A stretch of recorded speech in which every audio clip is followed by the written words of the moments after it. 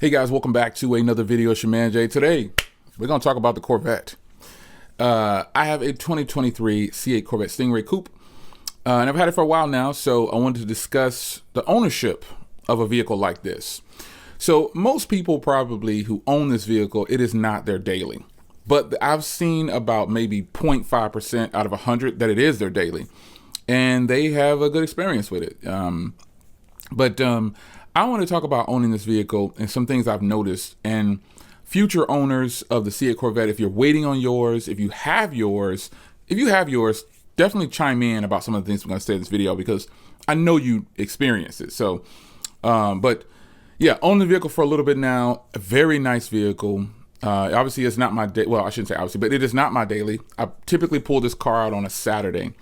And I want to jump in right away and tell you the first thing I want to prepare you for if you're waiting on this car. Get ready for a lot of heat from this rear mounted engine. This car gets hot, like really hot, like super hot. It's crazy, man. And I've had other ICE vehicles, and since the engine's at the front and covered and out of the way, you know what I mean? Like it's different, you know what I mean? So this isn't my first experience with a Corvette. I really, back in the day, was going to pull the trigger on a C5 and a C6. And, you know, I've had tons of experience with them, but I just never owned my own, I'll say. I can drive a vehicle, rent a vehicle, borrow my buddy's vehicle, ride with him. We can go to shows. We can do whatever, but it's not mine. So I'm not taking it home. This is my first official Corvette. Now, growing up as a young cat, obviously I love the older Corvettes, but the C5 was kind of that one that, man, I really wanted that vehicle. And then the C6 dropped, and I was like, oh man, I really want that. And I just never pulled the trigger for some reason. You know, I just never did it. I don't know why I didn't do it. But owning this new model of the C8, of the Corvette, the C8 with the mid-engine, folks, people who are waiting on this car, this isn't a deterrent video. This isn't a video to try to pull you in to help you buy it. And it's nothing like that. This is just my ownership experience. And if you own this vehicle, definitely chime in about this, because I know you know what I'm talking about. Like, this vehicle engine bay gets hot. The vehicle gets hot. So this past Saturday is the first day that I've ever left it outside on a Saturday. So I normally would, when I'm getting ready to drive it, I move one of the cars out the way, pull it out the garage, and go do what I got to do, go enjoy myself, ride. I go earlier in the morning, and then late in the evening on a Saturday, I'll pull it back out and go cruise or something, whatever. But this past Saturday, it's just something, I just left it out. I just decided to leave it outside. I got tired of moving all these cars around, so I was going to leave it outside.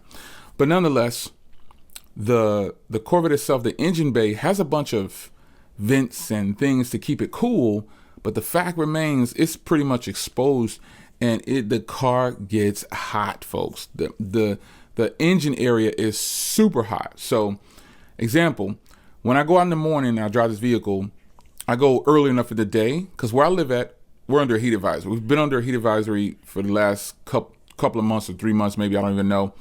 And it's between 108 and 115 most of the time. The humidity is really high too. So I have to ride with the air conditioner on. I don't like riding with the air conditioner on. I like to have the top off, you know what I'm saying? Like, cause I came from a 23 LT1 Camaro convertible. You've seen it, it's on the channel. If you haven't seen it, if you're new here, go to some of the other videos and you will see I love dropping the top on that thing, man. It's crazy. I love a convertible. But, and I'll tell you why I didn't get a convertible for this one, but it's simply put, you just can't see the engine. I'm not gonna make this long drawn out. You can't see the engine with the convertible, and I don't like that. So that's why I didn't get a convertible with this one.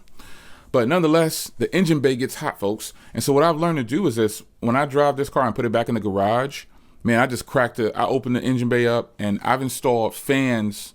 I have wall mount fans in my garage now. I did that as soon as I bought the car, but I didn't have them before this car.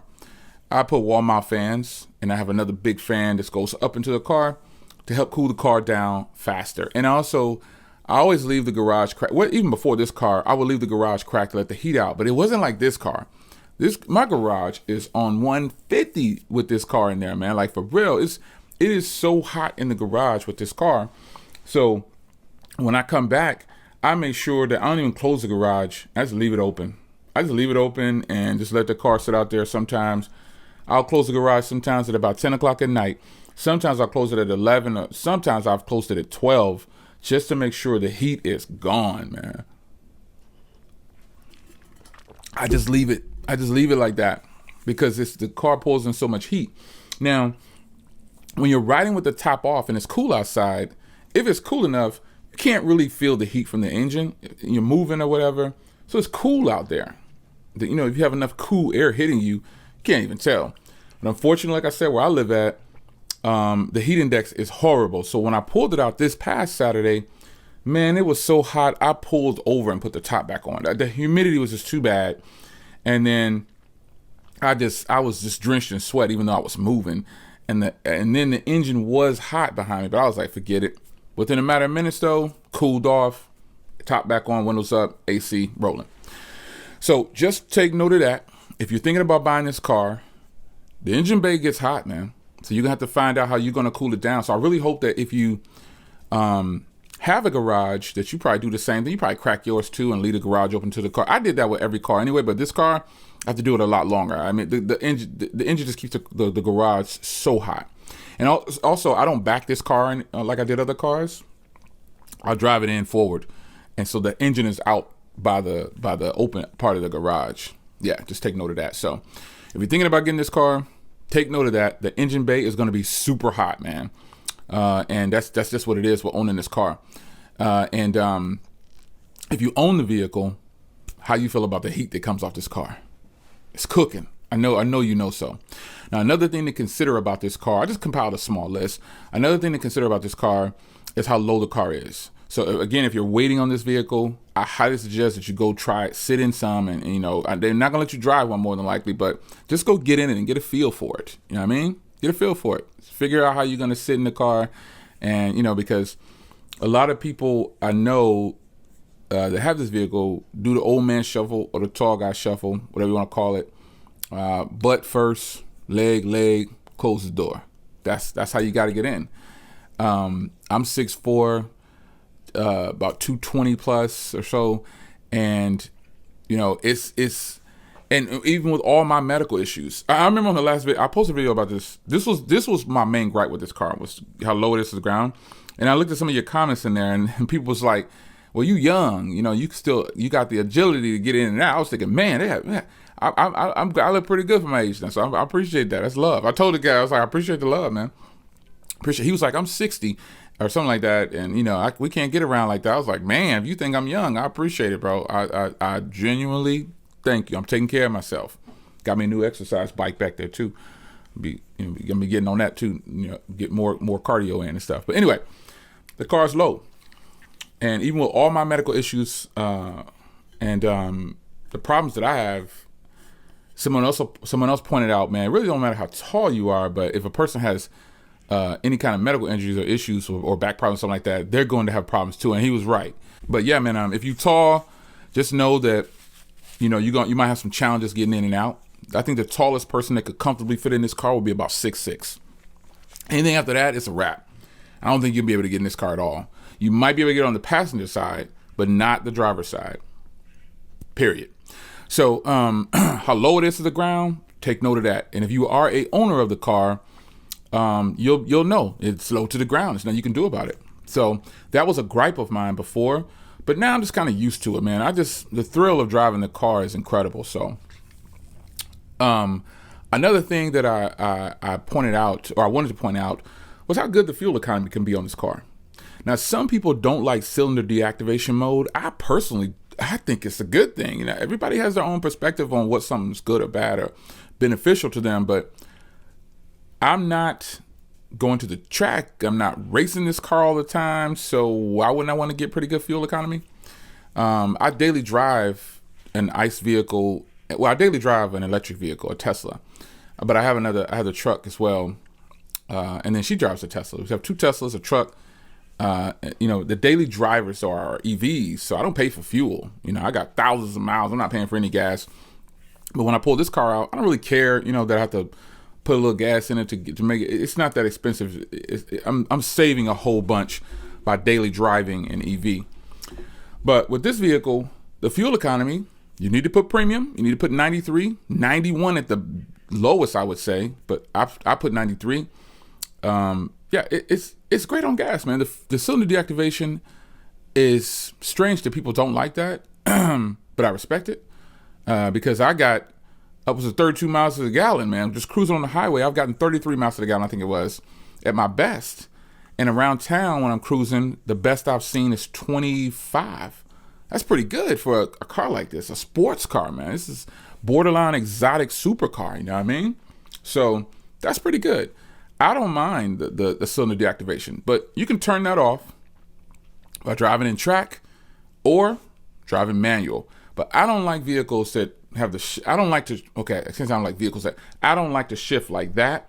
I want to roll the gears, 1, 2, 3, 4, 5, 6, 7, 8, however many I got. That's the way I prefer to drive a manual. Drove a manual for the better part of my life, and it was phenomenal to drive a 6-speed or a 5-speed. Loved it. So I prefer not to ride in manual mode with this car, and I just feel like if that's what people enjoy, you know, you want to turn off the cylinder deactivation, the 4-cylinder mode, that's how you can do it. You can drive in manual or you can drive in track mode. I personally don't like track. I set up my mode, and the my mode for me is fairly simple, man. It's just I put everything as strong as I could for the engine sound.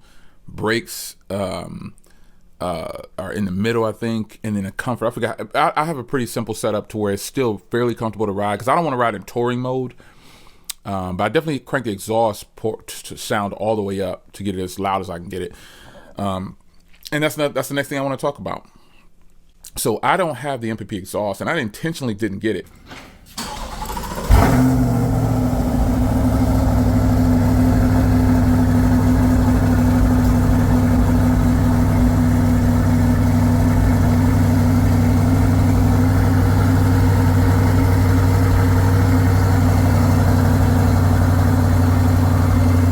So that's what I want to talk about. The MPP exhaust, that's something that a lot of people get on their vehicles, and I've seen so many people take it off the car. I'm like, why would you spend $1,600 and then take it off and replace it?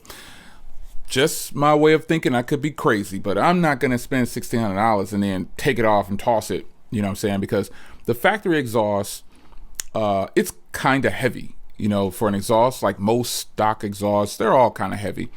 But I didn't get the MPP exhaust because I had the intentions. I knew that I was probably going to change this exhaust at some point. But then once I found out, and somebody pointed this out to me, I knew you could do this. But you can actually, if you just want, because the reason I'm talking about this is because a lot of people buy the exhaust, then say the car's not loud enough, and then they take it off. This is what I went with the stock exhaust. And I think the stock exhaust sounds phenomenal as is. With no MPP, no valves or anything. I think it sounds great just like that. But what you can do is just remove the tips on the non-MPP exhaust, change it to aftermarket tips because the stock tips are resignated. Now, I was going to make a separate video on this, but someone talked about it in the comments before I could. So I was like, I wonder if people saw that, but that is what I was planning on doing, or just getting my aftermarket exhaust. I didn't feel like the $1,600 for that exhaust was worth the 5 horsepower when you got aftermarket exhaust pulling in more. So that is why I stayed with just no exhaust on this one. After it took a lot, I went and tested out the MPP exhaust next to this exhaust before buying the cars, and they sounded the same to me, man. I didn't see much difference. Okay, so the MPP exhaust, you can open the valves and, you know, keep it. Yeah, it just wasn't enough to warrant for me the $1,600 and just 5 horsepower. When you can get an aftermarket exhaust. And the sad part, like I said, is a lot of people got the exhaust, then took it off, and then got something else. I'm like, you could have saved that $1,600 and just got the car, you know, baseline. But hey, your money, your bread, you do what you want to do. So I saved cash on not getting that.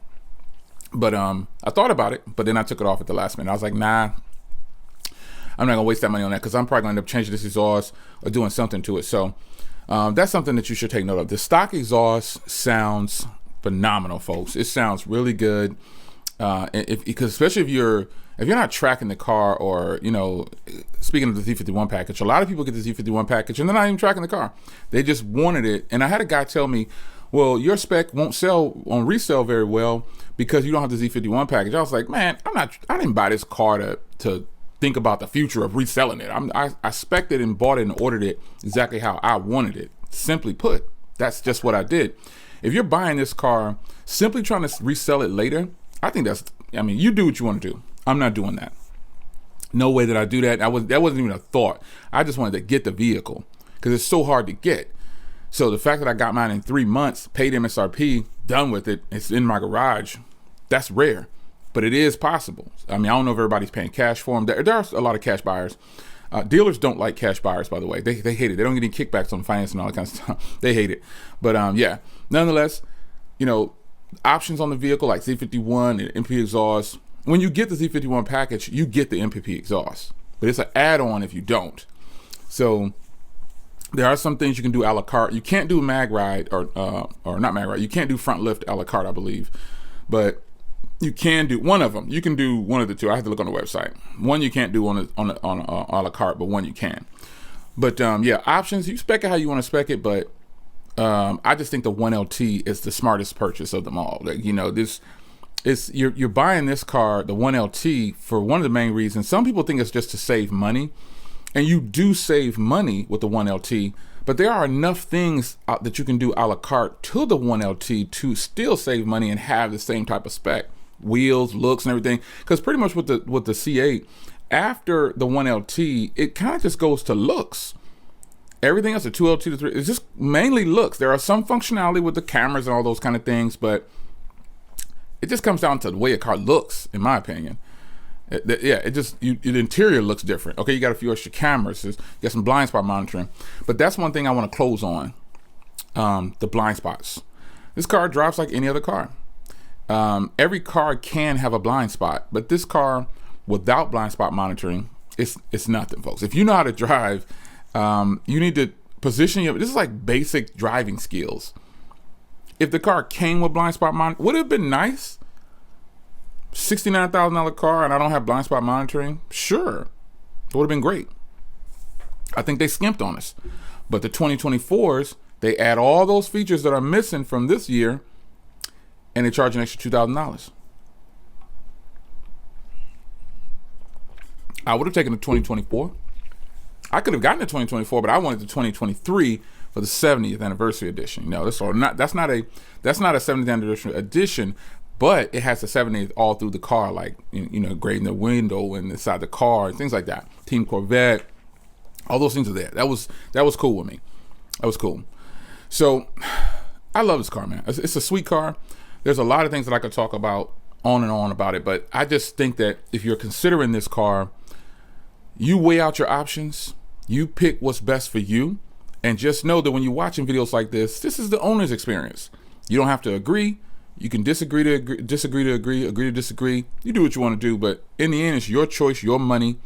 If you want to finance this car, finance it. If you want to pay over if you had to pay over or you feel like you had to pay over, I hope you got a good deal. Everybody's situation is different. But for me, I personally was shooting for the Z06. I had a budget of 110. I spec'd my Z06 at 107, left room for the taxes so I can pay it outright again, missed my allocation by 10 days. So that's why I don't have a 1LZ Z06. It was going to look exactly the same with just a few options, and it was going to be a Z06. So I missed it. I messed up. I didn't know that I had to get in there by April 6th. It's what it is. Built this one. Saved a bunch of cash, and now I put myself in line for the E-Ray. E-Ray is... I'll save that for another video. But nonetheless, I'm excited to bring you more content on the Corvette.